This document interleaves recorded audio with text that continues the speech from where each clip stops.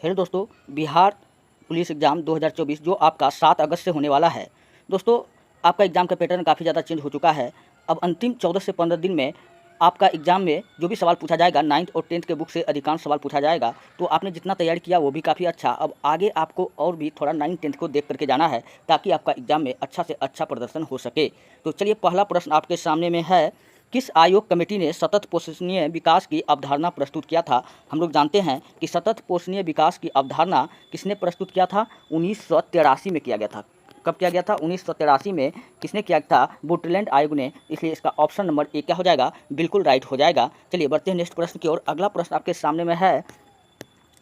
आपके सामने में है, भारत में बफर स्टॉक कौन बनाता है? दोस्तों, बफर स्टॉक को हम लोग कहते हैं एफसीआई। क्या कहते हैं? एफसीआई कहते हैं। इसकी का फुल फॉर्म होता है food, FOOD, food corporation corporation of India, food corporation of India, यानी कि भारतीय खाद्य निगम। दोस्तों, पूछेगा इसका स्थापना कब हुआ था? तो आपको बताना है 1965 में। कब हुआ था? 1965 में इसका स्थापना हुआ था। और कहेगा कहाँ हुआ था? तो आपको बताना है कि नई दिल्ली में। तो इसका राइट आंसर कौन हो जाएगा? ऑप्शन नंबर ए हो जाएगा। भारत में बफर स्टॉक को जो बनाता है एफसीआई बनाता है। ऑप्शन नंबर ए बिल्कुल राइट होगा। चलिए बढ़ते हैं नेक्स्ट प्रश्न की ओर। अगला प्रश्न आपके सामने में है, तीसरे नंबर का प्रश्न है, लौह अयस्क है। लौह अयस्क है, तो लोहा अयस्क जो है पूछ रहा है कि नवीकरणीय है या अनवीकरणीय है। नवीकरणीय होता है जिसको हम पहले जैसा बना देंगे, अनवीकरणीय है जिसको हम पहले जैसा नहीं बना पाएंगे। तो लोहा को अगर आप एक बार यूज़ कर लीजिएगा, क्या कुछ पहले जैसा बना पाइएगा? नहीं बना पाइएगा। इसलिए अनवीकरणीय संसाधन पूछेगा कौन है? तो लोहा है। ऑप्शन नंबर क्या होगा इसका? बिल्कुल राइट हो जाएगा। चलिए और भी मैं आपको कुछ बताता हूँ। अनवीकरणीय को हम लोग कहते हैं परंपरागत, क्या कहते हैं? परंपरागत संसाधन कहते हैं। क्या कहते हैं? परंपरागत संसाधन कहते हैं अनवीकरणीय को। जबकि गैर परंपरागत हम लोग किसको कहते हैं? नवीकरणीय को हम लोग क्या कहते हैं? गैर परंपरागत कहते हैं। आप ये बात याद रख लीजिएगा। और गैर परंपरागत का एग्जाम याद रख लीजिएगा। एग्जाम्पल कोयला याद रखिएगा, कोयला हो गया, पेट्रोलियम हो गया, और भी धातु हो जाएगा। और अनवीकरणीय के एग्जाम्पल याद रख लीजिएगा, सौर ऊर्जा। क्या याद रख लीजिएगा? सौर ऊर्जा। ये कभी खत्म होगा क्या पृथ्वी पर से? नहीं ना होगा। तो सौर ऊर्जा हो गया, पवन ऊर्जा हो गया, जंगल हो गया, और सभी कार्बनिक खनिज, ये सब क्या होगा? ये सब जो होगा ये सब अनवीकरणीय होगा। आप ये बात याद रख लीजिएगा। चलिए बढ़ते हैं नेक्स्ट प्रश्न की ओर। अगला प्रश्न आपके सामने में है, निम्न में कौन कार्बनिक खनिज है? निम्न में कौन कार्बनिक खनिज है? हम लोग जानते हैं कि कार्बनिक खनिज जो है वो कौन है? तो कोयला है। ऑप्शन नंबर एक क्या हो जाएगा? बिल्कुल राइट हो जाएगा। कोयला पूछेगा कि भारत में सर्वप्रथम कोयला कहाँ से प्राप्त हुआ था? आपको बताना रानीगंज से। कहाँ से प्राप्त हुआ था? रानीगंज से। सबसे अच्छा कोयला पूछेगा तो एंथ्रेसाइड। क्या बताना है? एंथ्रेसाइड बताना है। और भी कुछ आप याद रख लीजिए। अबरक के बारे में पूछेगा कि भारत में अबरक का कारखाना कहाँ है? आपको बताना कोडरमा। कहाँ है? कोडरमा। कोडरमा पूछेगा कहाँ पड़ता है? तो ये झारखंड में पड़ता है। झारखंड का सबसे अच्छा अबरक पूछेगा कौन है? तो आपको बताना गुलाबी रूबी। क्या बताना है? गुलाबी रूबी। और बॉक्साइट के बारे में हम लोग थोड़ा सा जान लेते हैं। बॉक्साइट का अगर अयस्क पूछे तो आपको बताना डोलोमाइट। क्या बताना है? डोलोमाइट। दोस्तों, बॉक्साइट का फॉर्मूला आप याद रख लीजिएगा, Al2O3 .2H2O। ये किसका फार्मूला है? ये बॉक्साइट का फार्मूला है। आप ये बात याद रख लीजिएगा। और तांबा भारत में याद रख लीजिएगा कहाँ पाया जाता है? राजस्थान में। कहाँ पाया जाता है? राजस्थान में। राजस्थान में कौन जगह? खेतड़ी और देवड़ी। कहाँ? खेतड़ी और देवड़ी। चलिए बढ़ते हैं नेक्स्ट प्रश्न की ओर। अगला प्रश्न आपके सामने में है, नंदा देवी राष्ट्रीय उद्यान कहाँ है? नंदा देवी राष्ट्रीय उद्यान कहाँ है? हम लोग जानते हैं कि नंदा देवी राष्ट्रीय उद्यान कहाँ है? तो ये है उत्तराखंड में। कहाँ है? उत्तराखंड में। इसलिए उत्तराखंड का मैं कुछ और भी राष्ट्रीय उद्यान के बारे में मैं आपको बताता हूँ। जैसे पूछे गोविंदा नंदा देवी नेशनल पार्क, या गंगोत्री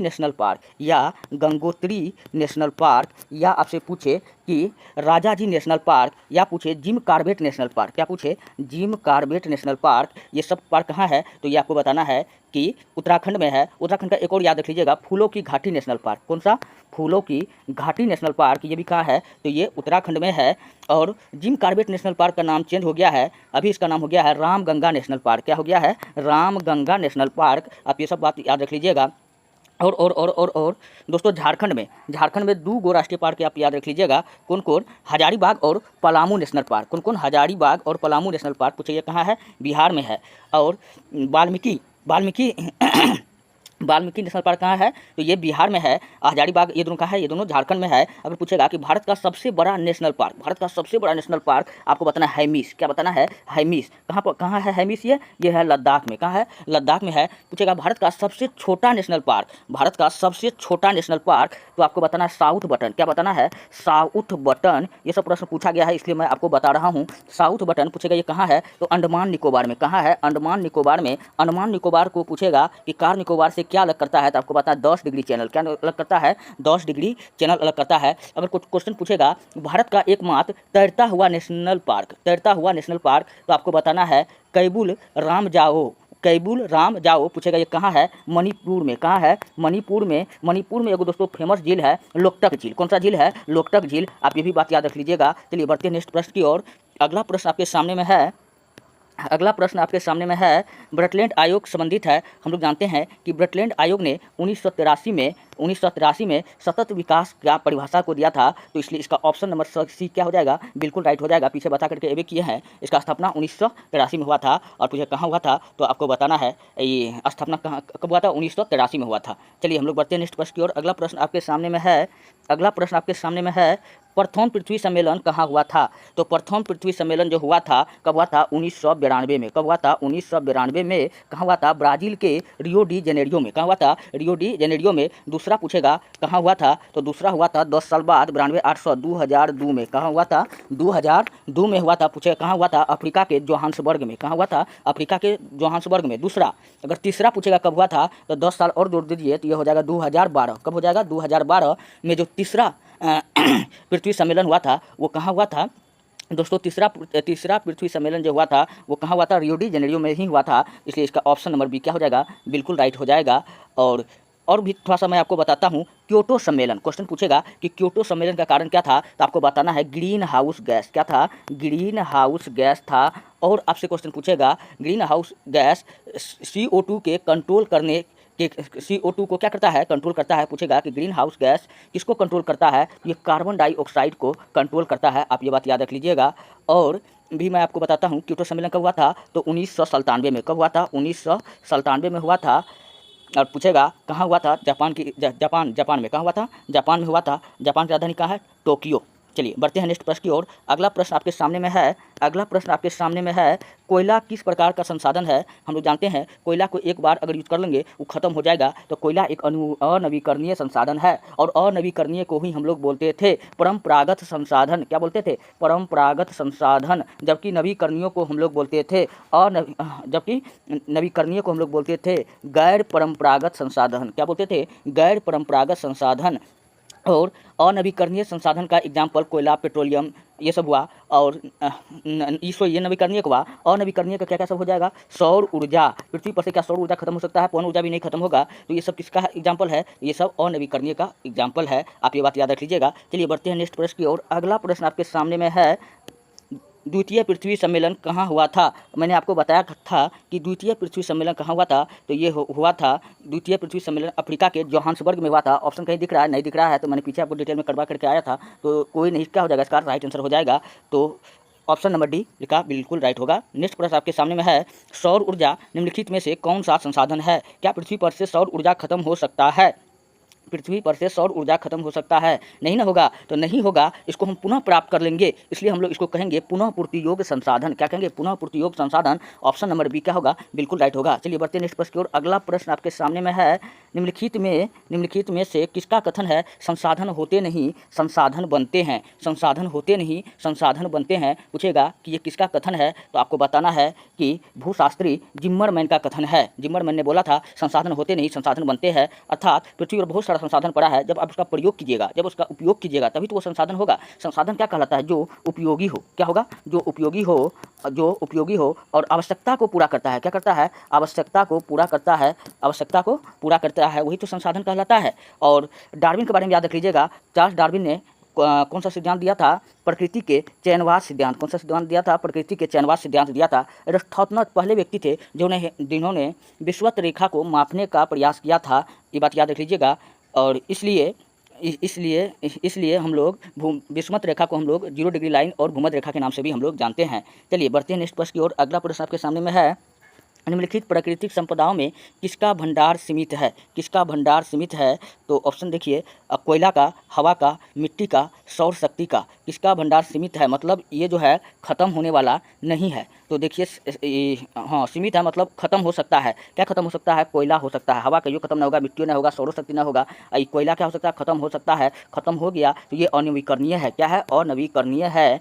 तो अनवीकरणीय मतलब हम क्या बोले थे? ये परंपरागत है। क्या है? परंपरागत है। तो इसलिए इसका ऑप्शन नंबर 1 क्या हो जाएगा? बिल्कुल राइट हो जाएगा। चलिए बढ़ते हैं नेक्स्ट प्रश्न की ओर। अगला प्रश्न आपके सामने में है, डाकू की अर्थव्यवस्था का संबंध है। डाकू की अर्थव्यवस्था, डाकू की जो अर्थव्यवस्था है वो संसाधन को तहस नहस कर देगा, बर्बाद कर देगा, यानी संसाधन के विदोहन से। किससे है? संसाधन के विदोहन से। ऑप्शन नंबर सी क्या हो जाएगा? बिल्कुल राइट हो जाएगा। चलिए बढ़ते हैं नेक्स्ट प्रश्न की ओर। अगला प्रश्न आपके सामने में है, तटरेखा से कितने किलोमीटर क्षेत्र सीमा अपवर्तक आर्थिक क्षेत्र कहलाता है? तो अपवर्तक आर्थिक क्षेत्र कहलाता है तट रेखा से कितने किलोमीटर का सीमा कहलाता है? तो चलिए मैं आपको कुछ बताता हूँ। चलिए ये रहा भारत का नक्शा। चलिए अगर मैं आपको बताऊं, तट रेखा से 12 नॉटिकल मील, यहाँ तक मान लेते हैं कितना है? 12 नॉटिकल मील है। तो 12 नॉटिकल मील तक की दूरी को हम लोग कहते हैं प्रादेशिक सीमा। क्या कहते हैं? प्रादेशिक सीमा, या इसी को हम लोग कहते हैं राजनैतिक सीमा। तट रेखा से 12 नॉटिकल मील तक की दूरी को हम लोग क्या कहते हैं? प्रादेशिक सीमा या राजनीतिक सीमा। और तट रेखा से थोड़ा सा और जाते हैं, 24 कितना? 24 नॉटिकल मील, 24 नॉटिकल मील तक की दूरी को, 24 नॉटिकल मील तक की दूरी को हम लोग कहते हैं, क्या कहते हैं? 24 नॉटिकल मील तक की दूरी को हम लोग कहते हैं संलग्न सीमा। क्या कहते हैं?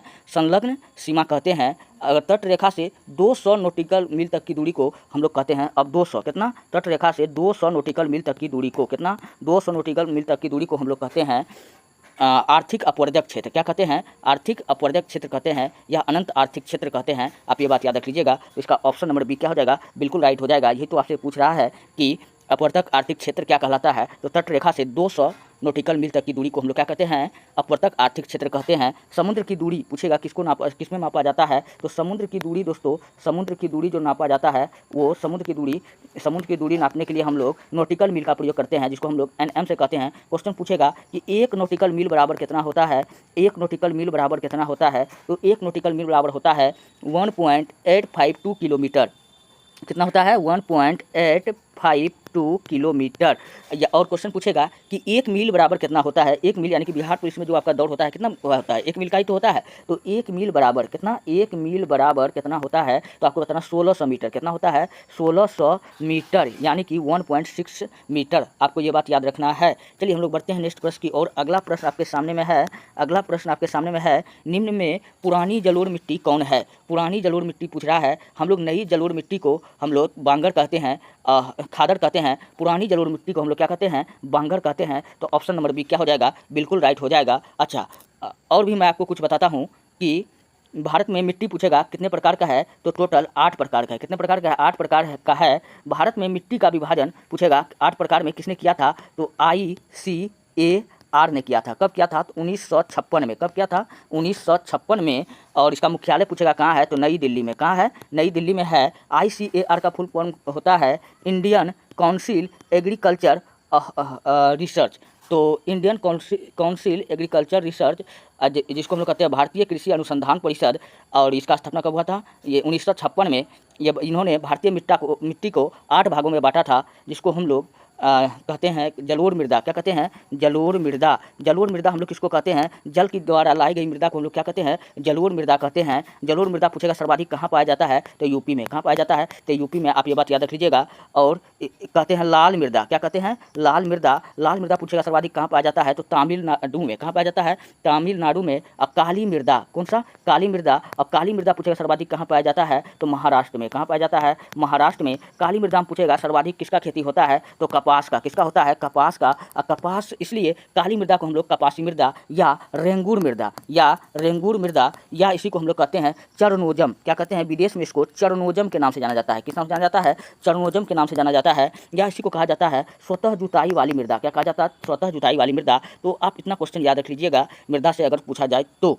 और दोस्तों सर्वाधिक पूछेगा कपास से क्या बनता है? सूती वस्त्र। सूती वस्त्र पूछेगा सर्वाधिक कहाँ बनता है? तो मुंबई में। इसलिए सूती वस्त्र की राजधानी हम लोग किसको कहते हैं? मुंबई को कहते हैं। चलिए बढ़ते हैं नेक्स्ट प्रश्न की ओर। अगला प्रश्न आपके सामने में है, पंजाब में भूमि निम्नीकरण का मुख्य कारण है, हम लोग जानते हैं कि पंजाब में अधिक सिंचाई के कारण क्या होता है कि भू निम्नीकरण का समस्या उत्पन्न होता है। भू निम्नीकरण मतलब भूमि की गुणवत्ता में कमी, मतलब कम भूमि में क्या कर रहा है, ज़्यादा वहाँ फसल का उत्पादन कर रहा है। कैसे कर रहा है? अधिक सिंचाई करके। तो क्या होगा, वहाँ पर एक समस्या उत्पन्न होगा, भू निम्नीकरण। जैसे अगर हम कहें, आपको अगर मैं समझा दूँ, अगर आपका खाने का पहले आप 4 रोटी खाते थे। कितना खाते थे? आप मान लीजिए कि अभी आप 4 रोटी खाते हैं, आपको खिलाया जाएगा 50 रोटी। क्या हो जाएगा? आपका तबीयत खराब हो जाएगा। उसी प्रकार भूमि में मान लेते हैं कि 1 कुंटल बचता है, जहाँ आप उस भूमि से उपज करवाइएगा 50 किलो अगर उपजाऊ होता था, तो आप इससे कराइएगा 500 केजी, तो क्या होगा? तो भू निम्नीकरण की समस्या उत्पन्न होगा। तो भू निम्नीकरण की समस्या कैसे उत्पन्न होता है? अधिक सिंचाई से होता है। आप ये बात याद रख लीजिएगा। चलिए बढ़ते हैं नेक्स्ट प्रश्न की ओर। अगला प्रश्न आपके सामने में है, बिहार में अति जल दोहन से किस तत्व का संकेंद्रण बढ़ा है? बिहार में अति जल दोहन से किस तत्व का संकेंद्रण बढ़ा है? तो आपको याद रखना है आर्सेनिक। क्या याद रखना है? आर्सेनिक। अच्छा, जल में अगर फ्लोराइड मिला दे तो पूछेगा क्या होगा? तो दांत में क्षरण हो जाएगा। आप ये बात याद रख लीजिएगा। दोस्तों यहाँ से मैं कल आपको बताना स्टार्ट करूँगा। दोस्तों अगर आपको वीडियो अच्छा लगता है, हेल्पफुल लगता है, तब आप हमारे चैनल को सब्सक्राइब कीजिए, वीडियो को लाइक कीजिए, जितना हो सके अपने दोस्तों में भेजिए। अगर आपको पीडीएफ चाहिए तो आप जाइए हमारे टेलीग्राम चैनल पर, वहाँ पर आप इस वीडियो का पीडीएफ प्राप्त कर सकते हैं। मिलते हैं नेक्स्ट वीडियो में। धन्यवाद।